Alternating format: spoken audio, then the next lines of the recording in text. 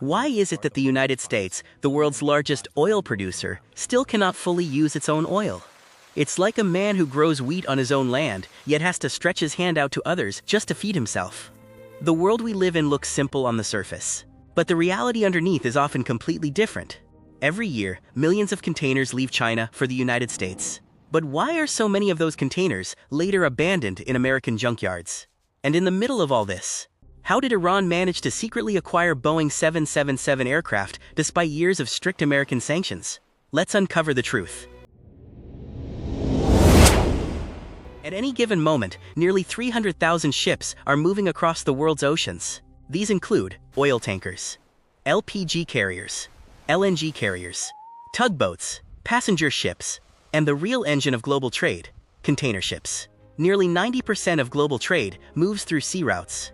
Estimates suggest that at any moment, 6,000 to 8,000 container ships are traveling across oceans. Thanks to the Automatic Identification System, AIS, these ships can now be tracked in real time. If you visit platforms like Marine Traffic or Vessel Finder, the ocean appears covered in tiny moving lights. Each light represents a massive vessel carrying goods worth millions of dollars. Most of these container ships begin their journey in China and travel toward Europe and the United States. On average, a single large container ship carries around 5,000 containers. That means at any moment, nearly 40 million containers are traveling across oceans worldwide. Your clothes, your smartphone, your furniture, your electronics. Almost everything you use today once traveled inside one of these containers. On the surface, the system looks simple. Goods arrive. Containers go back. But the reality is much more disturbing. Global trade is deeply unbalanced. In 2023 alone, China recorded a trade surplus of more than $823 billion. That means China exported approximately $3.38 trillion worth of goods and imported around $2.55 trillion, leaving behind an enormous surplus. The imbalance becomes more obvious when we compare regions. While China's trade surplus exceeds $800 billion, the entire European Union combined has a surplus of only about $41 billion, almost 95% less than China. But the real distortion appears when container ships reach the United States. America is the world's largest consumer market. It imports far more than it exports. This means more containers enter the US than leave it. Data shows that only around 40% of containers arriving in US ports leave fully loaded. So what happens to the remaining 60%? You might think they are shipped back empty, but that's not what happens. They pile up in junkyards across America. Why? Because sending an empty container back to China costs approximately $3,000. And that empty container occupies valuable space on a ship, space that could carry profitable goods instead. Meanwhile, China can manufacture a brand new container for around $2,000. So economically, it makes no sense to return the used ones. Every year, approximately 2.5 million new containers are produced globally, mostly in China, while old containers continue to accumulate in the US and Europe. What happens to them? Some are sold cheaply as storage units. Some are converted into homes and office spaces. Some are used at construction sites. And when no use remains, they are melted down for steel. Each container contains nearly 2 tons of steel. So the next time you see stacks of containers at a port, remember, they are not just metal boxes. They are physical evidence of a broken global trade balance. Now we move to an even more puzzling question. The United States is currently the largest oil producer in the world, even ahead of Saudi Arabia and Russia. Yet at the same time, it is one of the largest oil importers. How is that possible? Why would a country sell its own oil and then buy oil from others? There are 3 major reasons. Reason 1. Oil chemistry. Not all crude oil is the same. The oil extracted from US shale fields is mostly light crude oil, thin and low in viscosity. But many American refineries were built decades ago to process heavy crude oil. At the time those refineries were built, the US was importing thick, heavy oil from countries like Mexico and Venezuela. Modern American shale oil does not perfectly match these refinery systems. Upgrading all those refineries to handle light crude efficiently would cost over $200 billion. Instead of investing that money, the US exports its light crude oil at higher global prices and imports heavy crude oil, which its refineries are already optimized to process. It's cheaper. Reason 2. Logistics. Oil production and oil refining locations don't always match.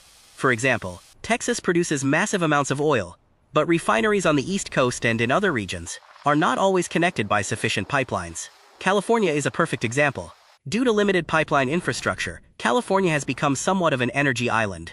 Nearly 70% of its oil demand is met through imports, despite domestic production elsewhere in the country. Transporting oil internally is not always simple or cheap. Reason 3. The Jones Act.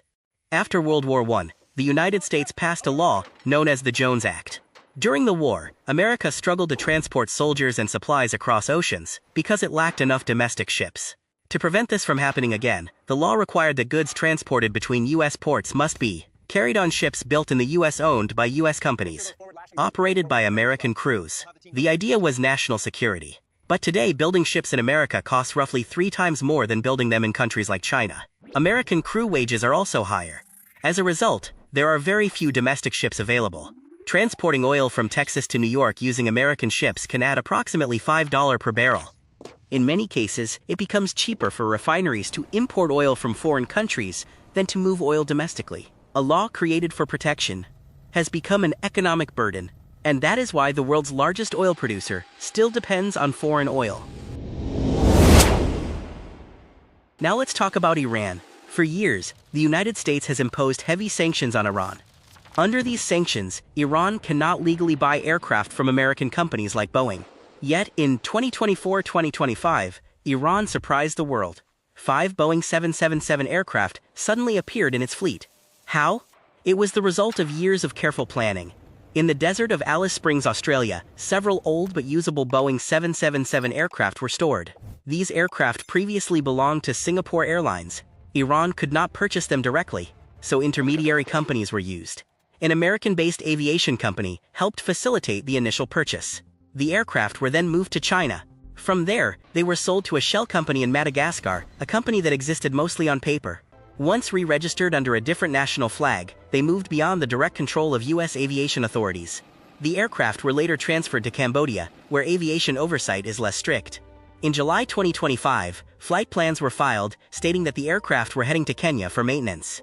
But once they entered Afghan airspace, where monitoring is weak, the aircraft switched off their transponders. They disappeared from radar. Instead of flying to Kenya, they diverted and landed in Iranian cities such as Chabahar, Zahedan, Mashhad. By the time the world realized what had happened, the aircraft had already joined Iran's Mahan Air fleet. Today, Mahan Air operates around 50 to 60 aircraft, including mostly Airbus jets and several Boeing aircraft. Under international aviation law, specifically the Chicago Convention, civilian aircraft cannot easily be denied airspace access unless countries are officially at war. Sanctions complicate refueling and operations, but legally stopping civilian aircraft is not always simple. Iran exploited loopholes in global aviation systems. Sanctions exist, but global systems also have weaknesses. Container ships moving across oceans, oil being exported and re-imported, sanctioned nations acquiring restricted aircraft. The global system looks powerful, structured, controlled. But underneath, it is filled with imbalances, inefficiencies, and loopholes. The world is not always what it seems. And sometimes, the strongest economies carry the strangest contradictions.